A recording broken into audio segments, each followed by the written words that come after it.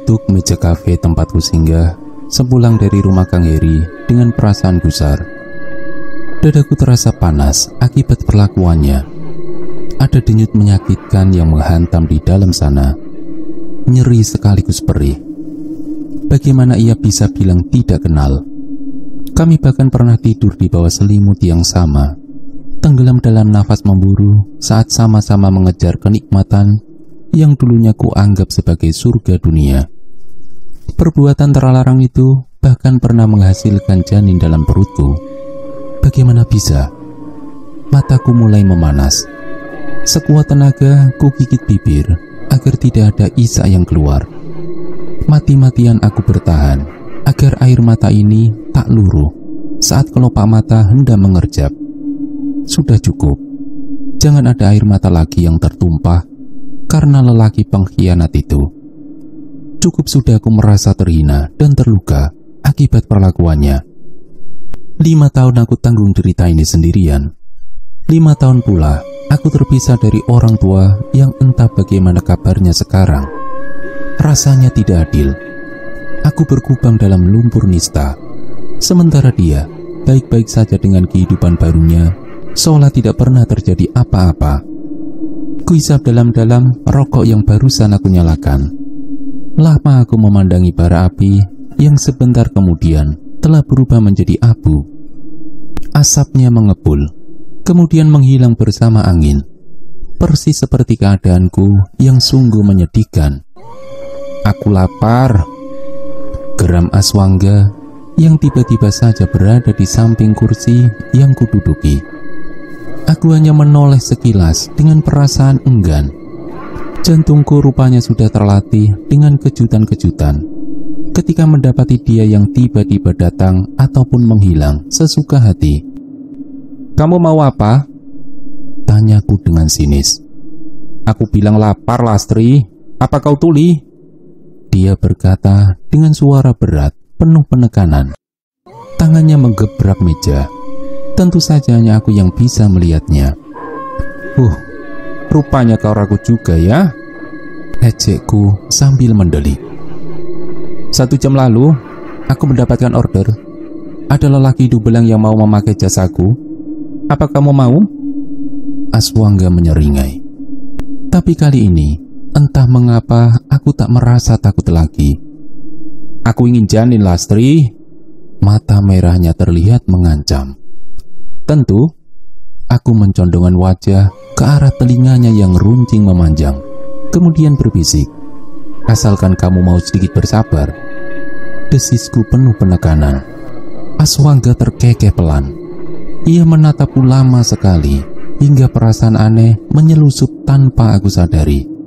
"Nikmatilah, Lastri, selagi kamu bisa." Suaranya terdengar berat dan dalam.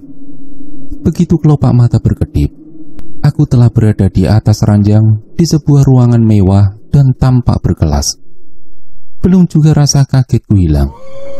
Tiba-tiba terdengar langkah kaki yang arahnya datang dari kamar mandi. Seorang laki-laki cukup tampan keluar dari sana dengan hanya menggunakan handuk yang melilit tubuh bawahnya. Rambutnya yang basah ia sugar dengan tangan. Tidak buruk juga, apalagi ketika melihat otot-ototnya yang menyembul di atas sepasang lengan yang kekar. Begitu menyadari kehadiranku, ia berhenti melangkah, kemudian tertegun menatapku dengan ekspresi bingung. Tak lama kemudian, mulutnya menyunggingkan senyum simpul. "Kamu Sarah kan?" tanyanya. "Aku pikir kamu gak akan datang." Ia berjalan mendekat. Aroma sabun yang maskulin langsung menguar, memenuhi udara. Sejenak, indera penciumanku dibuat mabuk kepayang. "Kapan datang?" tanyanya lagi, kemudian duduk di tepian ranjang. Tangannya langsung mengelus kaki yang masih terbungkus sepatu tinggi berwarna merah menyala yang aku kenakan. "Baru saja, Mas," jawabku dengan suara manja. "Nakal ya, baru aja datang udah naik kasur. Udah gak sabar mau tempur rupanya." Matanya mengerling dengan nafas memburu.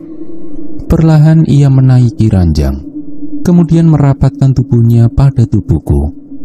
Tangannya mulai mengelus rambut, kemudian mengaitkannya di belakang telinga. "Benar-benar cantik," bisiknya lirih, mirip seperti gumaman. Matanya menatap tak berkedip dengan jakun turun naik. Aku suguhkan senyum menggoda yang aku bisa, dengan tangan yang mulai menggerayang tanpa diminta. "Benar-benar nakal," ujarnya ketika mendapati handuknya telah terlempar ke bawah ranjang.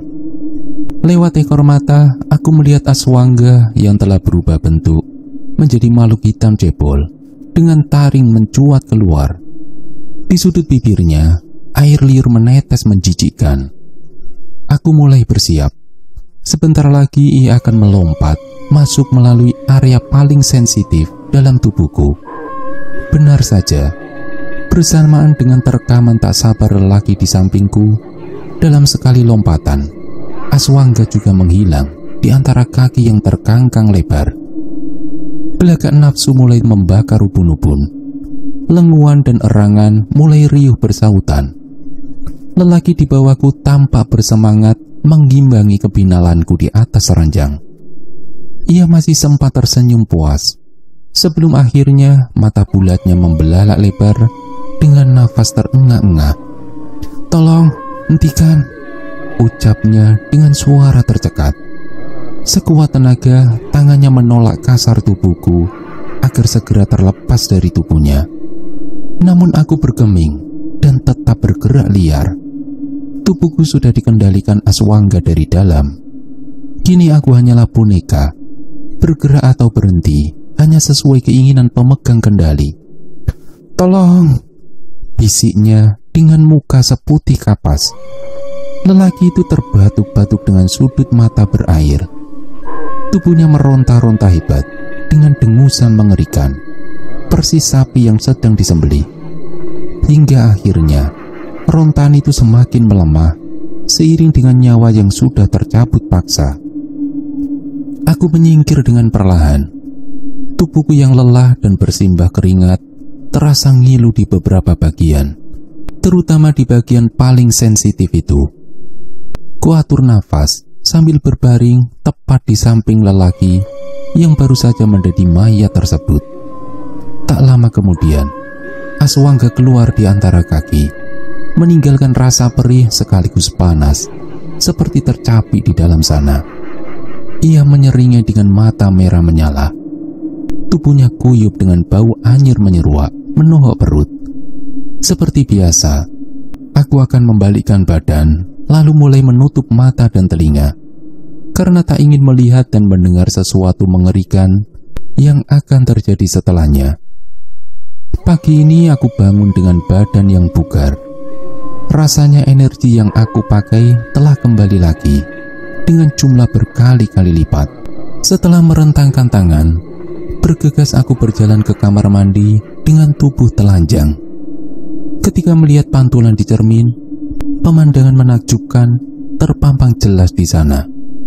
Wajahku terlihat semakin cantik, dengan kulit bersinar dan kencang. Bahkan aku sendiri tidak yakin bahwa yang sekarang berdiri di depan cermin adalah aku. Dengan senyum yang terasa sendu, aku duduk di pinggiran bathtub, lalu memutar keran air panas dan dingin bersamaan. Tak lupa aku menyalakan lilin aromaterapi untuk membuat tubuhku rileks. Setelah menuangkan parfum mandi dan sabun, aku mulai memasuki bathtub. Aku ingin berendam sepuasnya, menghilangkan penat dan lelah lahir dan batin kalau bisa. Meski sekarang aku cantik dan kaya raya, namun aku sungguh tak bahagia. "Sarah, kamu di mana?" Terdengar Amel bertanya dengan suara keras. Begitu telepon genggamku angkat, suaranya terdengar cemas. "Kenapa?" Aku balik bertanya ketika satu gigitan roti bakar baru saja kutelan. "Cepat nyalakan TV. Sekarang berita lagi ramai membahas laki-laki yang hilang misterius. Dan Sebelum Amel melanjutkan ucapannya, bergegas kunyalakan TV. Dilihat, di layarnya terlihat seorang reporter wanita sedang mewawancarai polisi dengan latar belakang hotel yang tempo hari ku datangi. Polisi itu memberi keterangan bahwa dalam 3 bulan terakhir, kantornya telah menerima laporan kehilangan anggota keluarga secara misterius. Terakhir, TKP-nya terjadi di Hotel Berlian dengan korban bernama Farhan Saputra, seorang pengusaha muda. Ia menghilang secara misterius di kamar nomor 404. Polisi juga menjelaskan bahwa pria-pria itu hilang setelah bertemu dengan seorang wanita panggilan berinisial S alias LK. Sarah, kamu di mana sekarang? Teriakan Amel menyadarkanku. Bergegas aku mematikan TV, kemudian duduk dengan lutut gemetar. Belum juga pertanyaan Amel ku jawab, terdengar bunyi bel, tanda ada seseorang yang bertamu ke rumah ini. Dengan langkah pelan, aku berjalan ke pintu depan, lalu membukanya. 2 orang berpakaian polisi berdiri persis di depanku sekarang. "Selamat pagi, dengan Nona Sarah alias Lastri Kumalasari?" tanya salah satu dari mereka dengan suara berat. Aku hanya mengangguk dengan tangan gemetar yang kusembunyikan di belakang punggung.